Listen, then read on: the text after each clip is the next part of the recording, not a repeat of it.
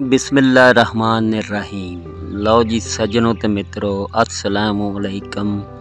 उम्मीद करते हैं कि तुसी सारे भैन भरा खैर खरीयत ना होवोगे तो असी भी खैर खरीयत ना वा। ते अज साडा दिल कीता है कि अपने पिंड दी सारी एक गली बाजार वो दिखाइए तो अपने घर तो आगाज़ कर रहे हैं। तो आ देख सकते हैं तुसी पिंडां दा व्यू सारा। हाँ जी, तो किस तरह गलियां होंदियां वा ते किस तरह लोग काम काज कर रहे होंदे है। हाँ जी, तो बच्चा भी बैठा वा इत्थे।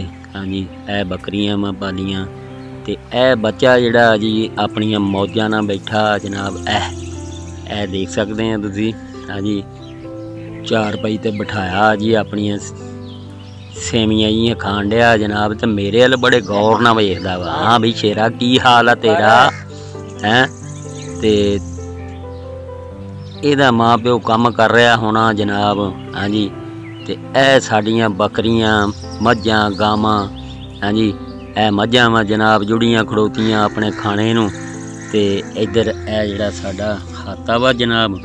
ते बच्चा जिहड़ा वो भी अपने मौज मेले नाल बैठा वा। ए रेहड़ियां होंदियां ते ए साडा आ गया तकिया। ते अज जनाब धुप निकली सी चंगी ते असी भी धुप सेकी है जनाब। हाँ जी, तो यह खेत है जी जिथे कि सरों भी लगी है। हाँ जी, पट्ठे बरसीन यह खेत मक्की ये चुक ली है जनाब। हाँ जी, तो यह जड़ियाँ जी गावां ते बकरियां कट्ठियां बनियां ते चारा खा रही जनाब मौजां नाल। ओ जिहड़ी झड़ दिसदी पई है वो तूड़ी दी है जनाब। जदों चाहिदी होवे तो उथों कढ़ लेंदे आ जी, बाकी दी उवें ही पई रहिंदी है। ये सेफ करके रखी हुंदी है जनाब। तो यह पिंड दी अगली नुक्कर है जनाब मोड़। तो इत्थे मोड़ ते जाके तुहानू जिहड़ा जनाब मस्जिद भी दिखावांगे। ये 114-12 दी मस्जिद जिहड़ी है जी बहुत प्यारी बनी गई है तकरीबन। तो कुछ हजे ज़ेरे तमीर आ देख सकते हैं बोर्ड लगा 114-12 तुहानू नज़र आ रहा जनाब। आ वादे कर दिता सी। हाँ जी, तो यह हैगी मस्जिद। तो माशाल्लाह मस्जिद बड़ी खूबसूरत है जी।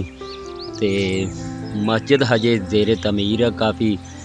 बाहर जड़ियाँ वा इहदियां दीवारां ते पलस्तर होने वाले है जनाब। तो पिंड दा आ फ्रंट है मस्जिद दा। हाँ जी, तो यही मेन सड़क है। मेन सड़क के उत्ते सज्जे हत्थ अल लहिंदे पासे वाले मस्जिद है जनाब। तो यह एक बिल्ली भी तुरी फिरदी इत्थे चिट्टे रंग की। तो यह मेन सड़क है जनाब जिहड़ी कि पिंड दे सेंटर च। पिंड बहुत वड्डा जनाब। इत्थे ते 2 जिहड़े जी नंबरदार आ। हाँ जी, तो यह पिंड च वेल्डिंग की दुकान आ, थोड़े कुटी जाते हैं जनाब। हाँ जी, तो पिंड के हिसाब नाल दुकानां है या विच कुछ बंद भी है। हाँ जी, आ बना के बाहर ग्रिलां रखियां इन्होंने। तो यह आ गया जी पकौड़े वाले। अस्सलाम वालेकुम मामी। हाँ जी, पकौड़े बन रहे हैं, समोसे बन रहे हैं बड़ी शानो शौकत नाल जनाब। हाँ जी, तुसी देख सकते हैं ये। हाँ जी, ताज़ा पकौड़े बन रहे हैं जनाब। तो नान भी तैयार होंदे। तो पेट्रोल पंप मिनी। तो जनाब ए गलियां जड़ियाँ जी गलियां तो मझां गावां जड़ियाँ जी वो तो बनी ही होंदियां वा। देख सकते हैं तुसी जनाब लोगों ने आपो अपने घरां दे अगे भी।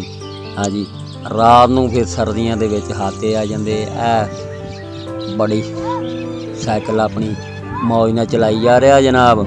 हाँ जी, तो मैं भी टुरदा जा रहा जनाब। मैनू ये भी खतरा भी मैं इत्थे किते ठुड्डा खा के ना डिग जावां। तो तुसी कैमरा देख रहे हो थल्ले उत्ते हुंदा वा भाई जी टुरदे होए फिर फर्क तां पैंदा ना। एक थां ते खड़ोते रहो तो वो होर गल हुंदी है जनाब।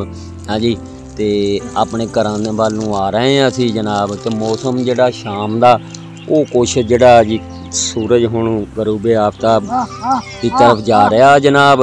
हाँ जी, तो यह ढेर पे है जनाब।